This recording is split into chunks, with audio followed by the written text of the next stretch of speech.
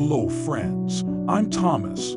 Today I'm going to tell you an interesting story about the movie Pray for the Devil. Sister Ancria meets with Dr. Peters, the on-staff psychiatrist, as part of her new position as a nurse at St. Michael the Archangel School of Exorcism in Boston, as one of God's chosen troops, and discloses that she thinks her violent mother, who had schizophrenia before committing suicide, was possessed by a devil who had Anne as his true aim, and becomes acquainted with Natalie at the school, a young lady being investigated for possible demonic possession, and is reprimanded by Sister Euphemia for slipping into exorcism classes offered by Father Quinn because her position is solely that of an assistant, and experienced as paranormal activity as a result of the guilt she feels for her mother's passing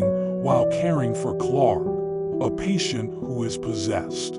Cardinal Matthews suggests that Father Quinn formally instruct Anne because the devil seems to have a personal link to her despite Sister Euphemia's misgivings after watching the paranormal activities in Clark's room on surveillance footage, and is welcomed to the class by Father Dante, a fellow exorcism student who has a soft spot for her, despite Father Raymond's objections, and watches as Father Dante and Father Raymond attempt to exorcise Natalie alongside the rest of the class.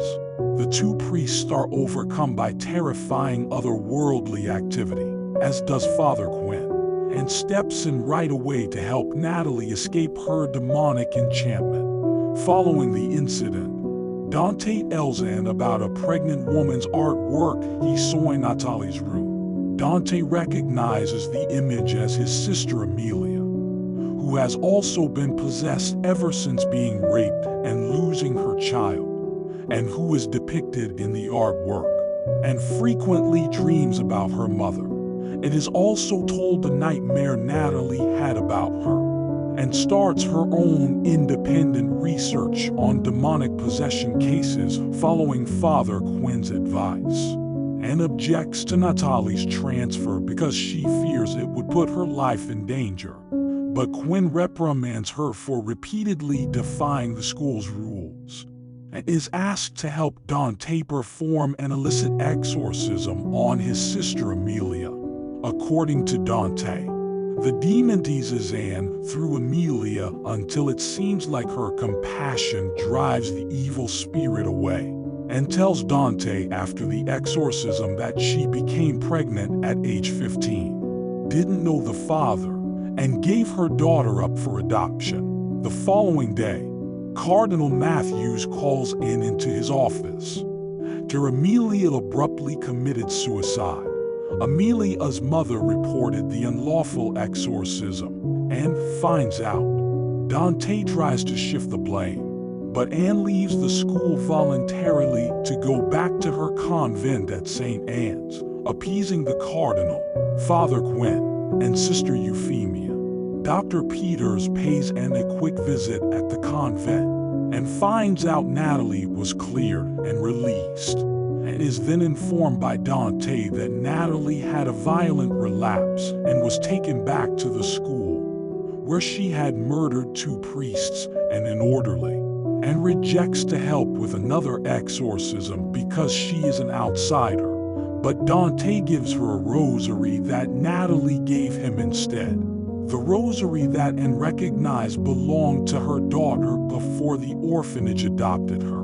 The demon chose Anne because she is Natalie's biological mother, and suddenly realized. Father Quinn and Father Raymond guard Natalie as Dante leads Anne into the catacombs where she is imprisoned. Raymond is killed by the devil via Natalie. The demon departs Natalie to take possession of, and during their ensuing encounter, the ghost of Anne's tortured mother fights against the demon's control to appeal to Anne just as she is about to kill Natalie, and regains her composure and releases Natalie, and then immerses herself in a holy water fountain. after appearing to have ejected the devil from her body, and reappears, is visited by Natalie in the hospital recovery area and receives an artwork from Natalie, for she departs with her foster mother and is given an academic research fellowship in exorcism at the Vatican by Cardinal Matthews. Sister Euphemia and Father Quinn both congratulate her. However, when Anne prepares to defend herself with her rosary during her taxi journey out of town, possessed individuals progressively encircle her and rush at her,